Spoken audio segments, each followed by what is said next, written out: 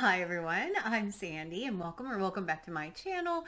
Today I am just going to give a hopefully somewhat brief, we'll see, December 2021 reading wrap up. It's not the end of the year wrap up. I'm not doing a tops or worst of books for 2021. I did the book postscript tag and I think I'm going to leave it at that for this year, and maybe in 2022, provided I still have my channel, that I will keep better track of my tops and bottoms, or best and worst of the year for you, so I can have a very nice, cohesive, coherent video for next year.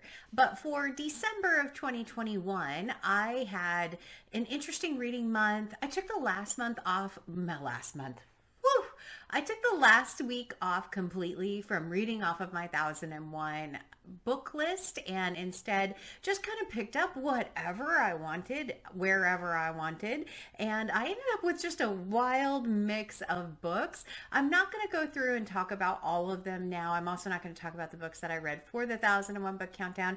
I have 1, 2, 3, 4, 5, 6, 7 here that I am going to talk about somewhat briefly in some cases, and maybe a little bit more in depth than others, and just give you a nice roundout of some of the books and a few of my favorites, actually. So I will go ahead and jump into the books for you. So the first book I read as part of Christie Fest, which is hosted by Julie at Hungry Bookworm and Lil from Lil's Vintage World, and the book we read in December was 450 from Paddington. I think in an earlier video I said it was Murder on the Orient Express in December, but that was actually November's book. This was the book for December. And this book has a really interesting premise in it, where someone is on a train and they witness a crime on another train. And this is a Miss Marple novel, though Marple doesn't appear very much in this, only in the beginning and the very end of the book. Most of the book is solved by a completely different person. This was actually a really fun read. It was a great first Miss Marple for me. I really liked the premise of the story. There were interesting characters, of course, and a mystery that I couldn't figure out, and a character who I thought might have done it that didn't do it. But that was the first book that I'm going to talk about, is the Agatha Christie 450 from Paddington. The next book is one I picked up in my week off of the 1001 list, and it is actually one of my favorite books of the month. It is a short book, and it is called The Past is Read by Catherynne Valente.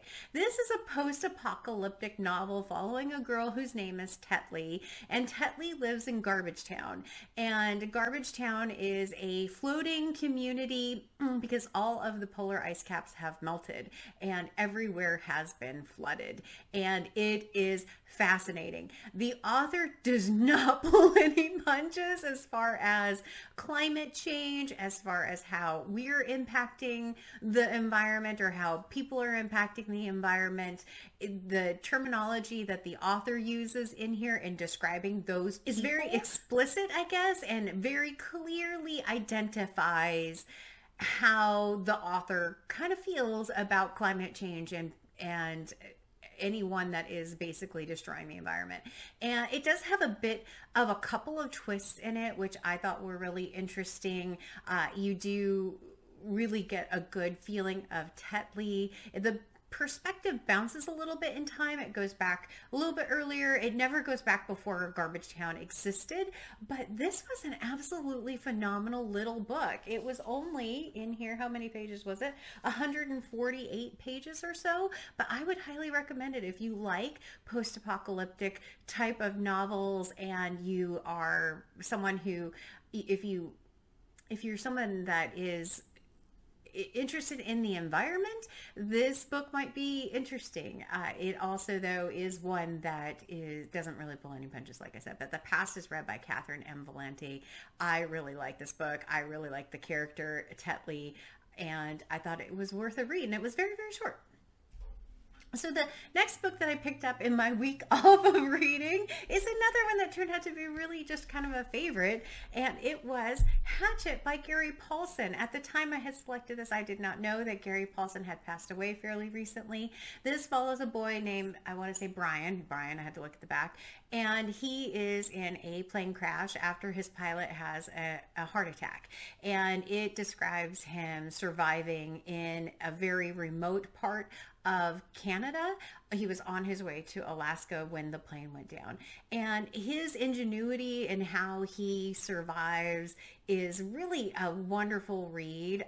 He never really does he really ever give up? He's really an interesting character, and the hatchet, you learn very quickly how the hatchet comes into it. I think it even says it on the back of the book, but it's basically a survival story. If you can imagine a 15-year-old, was he 15?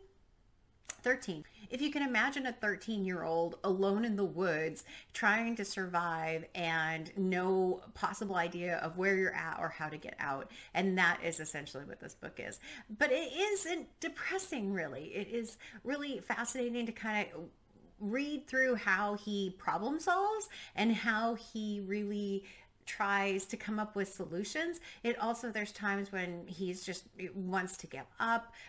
Very, very good short little book again. So happy I read this. I do have Guts by Gary Paulsen, which is the nonfiction stories that inspired this. It's not here yet. It's supposed to be hopefully in the mail soon, but I do have that one coming. But this one, excellent read. It is a little bit more YA type of, I think YA type of book, but I loved it. Plus, it is, like I said, short, and the font is actually, spacing is very big, so it's a very fast read. The next book I read as a buddy read was Shelley Swearingen and Bob the Bookerer, and this was actually a nonfiction book, which I don't read a ton of. I'm trying to read more of. I'm planning to read more of it in 2022, but the book that we read was Crying in Mart by Michelle Zauner. So this follows not a character, she's a real person. Michelle is the lead singer. I always have to look this up, for a band called Japanese Breakfast. And this follows a time in her life when her mother was very sick, and describes their relationship often through food. One of the things that I found really interesting about this book is there were a lot of similarities in how this culture used food to show love. Persian culture also does the same. My husband is Persian, so his mother would use food. She always wanted people around. She was always cooking for us, always wanted us to be at the table, wanted us to be present, and there was so much of that kind of feeling in this book, which made me really enjoy this book quite a bit. There are parts of it that get a little bit slow in there, and it is very sad. One of those books that if you've experienced someone recently passing away, it might be, it might be good in one way and very difficult and heartbreaking in another way. I did enjoy this book. It wasn't one that I wasn't saying, wow, this is a 5-star read, but it was a lovely read. And of course it was made all the better by reading it with Bob and with Shelley. Those two were wonderful, and Bob has lived in Korea, so this was really great to get to hear his perspective on this particular book, and he really brought more to the food aspect of it. There were some things in here about learning how to cook and how they teach cooking and the hand in the pot of rice and things like that are very similar to how I learned how to cook Persian food. And so for me, there was a lot of just similarities between personal aspects that I found really moving about this particular memoir. But it was a very good read. The next book is probably the most surprising book. This is one that I did for BookTube Spin number 4, I think it was, which is hosted by Rick McDonnell. And this book I did as a buddy read with Michelle Lexie, and we read this very, very quickly. And the book is I Am Legend by Richard Matheson. This book was written, it looks like, in 1954, and it follows a character whose name I am forgetting right now, Robert Neville. And Robert Neville has survived a massive apocalypse virus type of thing, and is the only human he knows of alive in his current area.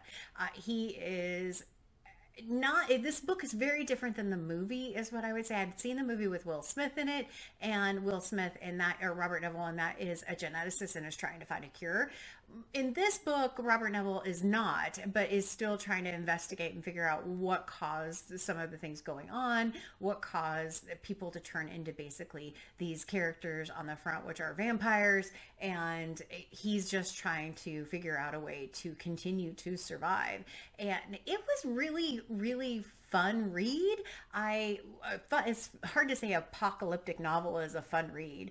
I enjoyed reading it for the differences between the book and the movie. It's vastly different. Like I said, the ending is incredibly different. The creatures are very different from the movie. So if you've watched the movie and thought, I don't need to read the book, you should definitely read this book. I don't read a lot of horror or sci-fi, and I really had a blast reading this one. And I got to read it with Michelle Lexie, which was also an absolute blast to get to talk to her. But we did read it so much faster than I thought we would, because this book is actually also a compilation of short stories. So the actual I Am Legend part of the book actually ends like right here. So as you can see, it's not nearly as long as you would think it is, but I would recommend this one if you haven't dipped your toe into horror. Oh, this one also came as a recommendation by Alice in the Giant Bookshelf. So thank you, Alice, because I really had a good time reading that one. The next one was the group read that I did with Shelley Swearingen, AJ Dunn Reads and Writes, Jolene and Bookworm Adventure Girl, and two of our subscribers, which are Deborah and Sonia. And we read the second book in the Hilary Mantel trilogy for Thomas Cromwell, which was Bring Up the Bodies. Now, Wolf Hall, which was the first book, I didn't get along with as much. This one I really enjoyed quite a bit, especially when you get to about the last 100 pages, because I knew what was coming. You get introduced to some new people in this book. You get introduced to Jane Seymour. You still have Anne Boleyn. Sorry, my brain wasn't letting me remember her name. You still have Anne Boleyn in this one.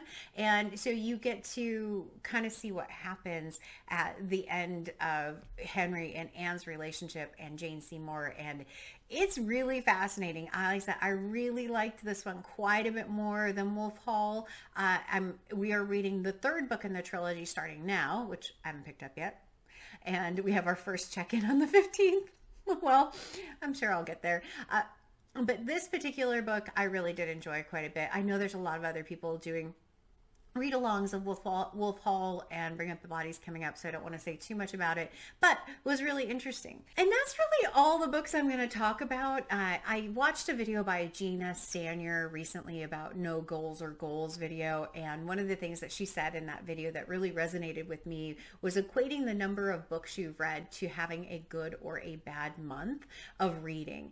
And I'm trying really hard not to say I had a good month of reading because of the number of books I read. I did read quite a bit. I also read a few romance novels that I haven't talked about yet that were just super fun. Susan Stoker, military, Navy SEAL romances that were just brain candy, and I had so much fun reading those in the last week.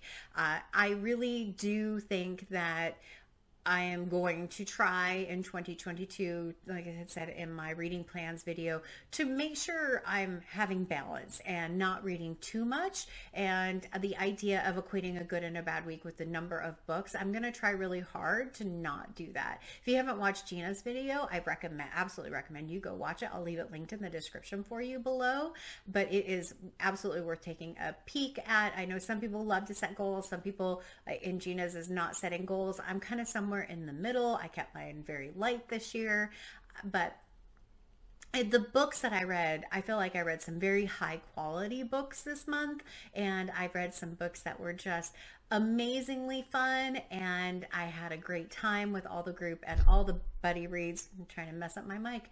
All the group and all the buddy reads that I did this month. And yeah, and quite a bit of different types of book. YA, a memoir, horror. I mean, yeah, a lot of different types of books, which I thought was really great as well. But with that, I think that's going to wrap up my December for you. Hopefully I'll be back in a few days with a countdown video for you. We'll see. And as always, like, comment, and subscribe. And until next time, everyone, thanks. Bye.